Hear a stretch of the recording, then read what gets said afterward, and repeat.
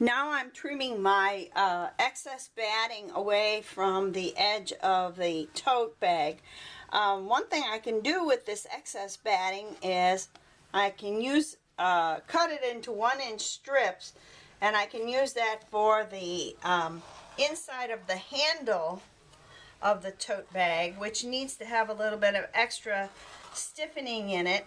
And this piece right here is going to be perfect for that, because I can cut that into 2 1-inch pieces. For my totes, I've not really come up with the right length for the handle. I started out with one that was about 36 inches long, and I felt like that was too long for me. I don't like them really, really long. So I'm down to using about a 24-inch long handle, and that seems about right. If you're going to use this for a purse, you can still sling it over your shoulder, and it's not too long, and yet it's long enough to be functional. So I'm going to use this piece right here, and I'm going to cut it into 1-inch strips, and I'll use that for the inside of my handle. Just put it on my my little mat right here, and use my ruler with it, and make my 1-inch strips right now. And when I'm ready to make my handles, I'll be ready to go. I think I've decided I'm going to try to make the handles out of the pink instead of the lining, which is green. I think that'll look better. So that's my plan, and I'm going to probably make those handles next.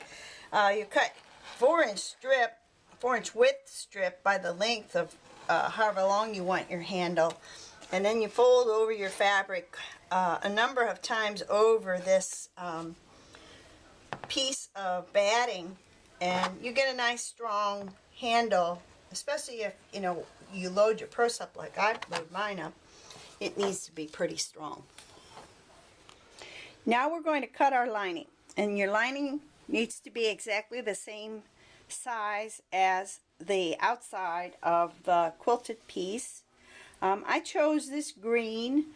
I've been trying to shop my own stash lately because I have quite a big stash, and just retired and don't have a whole lot of money. So picking from what I have available in my own collection works, and I think this will work out fine for a lining.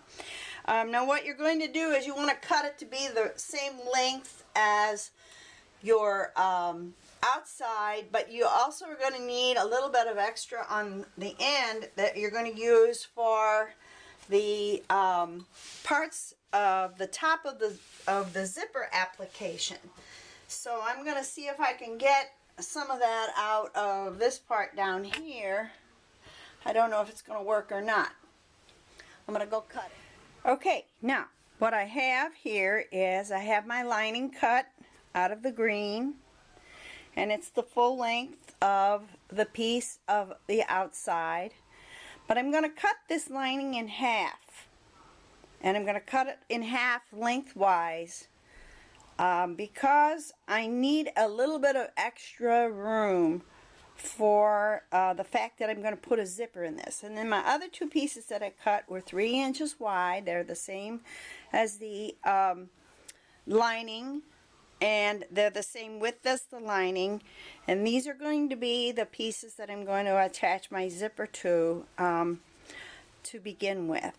So you need your length of your piece for your basic lining, and then you need 2 pieces that are 3 inches wide by the width of the lining to match up with it, and those are the 4 pieces that we're going to use for making the lining with the zipper. I've just folded my lining in half, and I just finger pressed it here, and I'm just going to cut along this finger pressing line. This is going to be a bottom seam, which normally you would not have if you were going to make it just with a regular lining. So being really precise here is not that important. This is what I'm going to insert in the lining to make my zipper. I like to make it using a longer zipper than the width of the lining. So I'm using a 14-inch zipper. I prefer not to have it be as high of a contrast of color as this black is to the green, but right now that's what I have in my stash. The other thing that I'm going to be using is a zipper foot for my sewing machine. If you have one of these, this is great. Mine just clips on. There's a little bar right here, it clips on, and I can move my needle position over. This will be to keep my stitching away from the zipper teeth.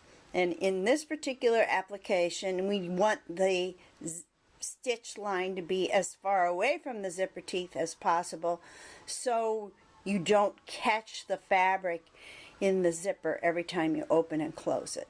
So I'll show you how we're going to do that.